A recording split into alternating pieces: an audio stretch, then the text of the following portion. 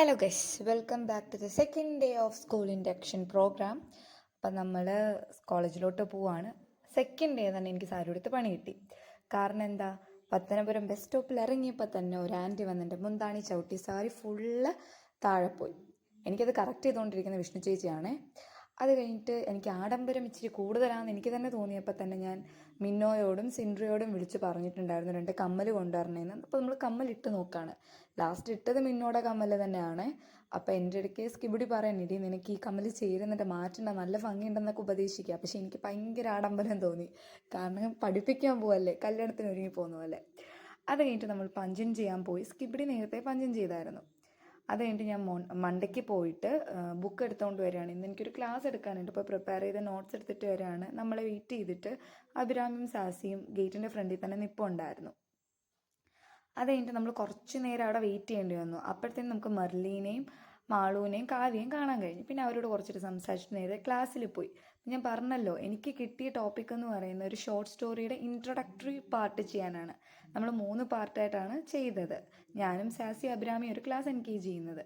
പിന്നെ നമ്മൾ ക്ലാസ്സിൽ വന്നു കഴിഞ്ഞപ്പോഴത്തേന് സൂര്യ അവൾ പഠിപ്പിക്കാൻ പോയി ക്ലാസ് ID കാർഡ് കിട്ടിയിരിക്കുന്നു ഗൈസ്. കാത്തിരുന്ന അവസാനം നമുക്ക് ID കാർഡ് കിട്ടിയിരിക്കുന്നു. നല്ല ചുമല നിറത്തിലുള്ള ടാഗാണ്. ചുമല എവിടെ നിന്നാലും കാണാൻ പറ്റും. സിൻഡ്ര നമ്മുടെ ID കാർഡ് കിട്ടിയ കഥ പറയായിരുന്നേ. നമുക്ക് പിന്നെ ഒരു റീലൊക്കെ എടുത്തു. നമുക്ക് മെയിനായിട്ട് റീലെടുത്തിരുന്ന ഗൗരീശ്വരനാണ്. നമ്മൾ ചുമ്മാ സിൻഡ്രയുടെ നടത്തയുടെ കാര്യമൊക്കെ പറഞ്ഞ് കളിയാക്കി ചിരിച്ചുകൊണ്ടിരിക്കുകയായിരുന്നു. പിന്നെ നമുക്ക് ഫുഡ് കഴിക്കാൻ ടൈമായി. നമ്മളെല്ലാവരുടെ ഫുഡ് കഴിച്ചു. സ്കിബിടി നേരത്തെ കഴിച്ചു, കാരണം അവൾക്ക് നേരത്തെ പോകണമായിരുന്നു. പിന്നെ നമുക്ക് മെൻഡോസ് ഉണ്ടായിരുന്നു. മെൻഡോസൊക്കെ കഴിച്ചു. പിന്നെ അവിടെ കുറേ കലാപരിപാടികളായി. നമ്മൾ അങ്ങോട്ട് അവിടെ ഇരുന്ന് കഥ പറയുന്നു, ഗെയിം കളിക്കുന്നു, അങ്ങനെ പല പരിപാടികൾ. കൂടെ നമുക്ക് വേറൊരു റീലും എടുത്തു, അതായത് പിച്ചിയിട്ട് കരയുന്നത്. പക്ഷേ വിഷ്ണു ചേച്ചി കരഞ്ഞില്ല, അതങ്ങ് ചീറ്റിപ്പോയി. പിന്നെ നമ്മളൊരു ഡാൻസ് റീൽ എടുത്തു. അതിൻ്റെ പ്രാക്ടീസാണ് ഇവിടെ നടക്കുന്നത്. ഇതെല്ലാം കഴിഞ്ഞ് ഇവിടെ കഥയൊക്കെ പറഞ്ഞ് കുറച്ച് കഴിഞ്ഞപ്പോൾ നമ്മൾ ഇറങ്ങി. സ്കിബിഡിക്ക് എപ്പോൾ നമ്മൾ കോളേജിൽ നിന്ന് ഇറങ്ങിയാലും കയറിയാലും വാഷ്റൂമിൽ പോകാതെ സ്കിബിഡിക്ക് പറ്റത്തില്ല. അപ്പോൾ സ്കിബിഡിയെ വെയിറ്റ് ചെയ്തുകൊണ്ടിരിക്കുകയാണ് നമ്മൾ.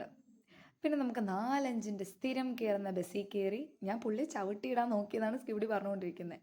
എന്നിട്ട് നമ്മൾ ഇന്ന് അടൂർ ഇറങ്ങിയതെന്ന് വെച്ച് കഴിഞ്ഞാൽ എനിക്ക് ഒരു ബ്ലൗസ് നോക്കാനുണ്ടായിരുന്നു SMEന്ന്. പിന്നെ ജസ്റ്റ് ഒരു റെഡിമെയ്ഡ് ബ്ലൗസ്. പിന്നെ നമുക്ക് മെർലിയുടെ ബർത്ത്ഡേക്ക് ഇടാൻ വേണ്ടിയിട്ട് ലിപ്സ്റ്റിക് ഒക്കെ വാങ്ങണമായിരുന്നു, കൊടുക്കാൻ വേണ്ടിയിട്ട്.